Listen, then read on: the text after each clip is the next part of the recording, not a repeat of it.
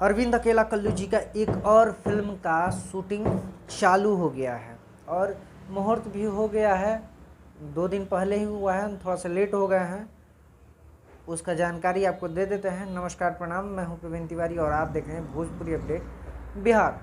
दोस्तों आपको बता दें कि फिल्म का नाम है मेरे जीवन साथी। जी हाँ, मेरे जीवन साथी, जिसका जौनपुर में शूटिंग चालू हो गया है और इस फिल्म के लीड रोल में अरविंद अकेला कल्लू जी के साथ मेघाश्री नजर आएंगी। वहीं डायरेक्टर का बात किया जाए, प्रेमांशु सिंह डायरेक्टर हैं इस फिल्म का और प्रोड्यूसर हैं निशांत उज्ज्वल जी।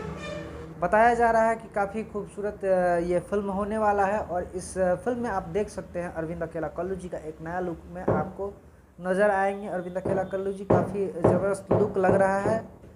आपको ये लुक कैसा लगा कमेंट बॉक्स में कमेंट करके ज़रूर बताइएगा। जब फिल्म आएगा तो उसका ट्रेलर आएगा तो उसके बारे में भी अपडेट देंगे। तब तक के लिए दीजिए इजाज़त, नमस्कार।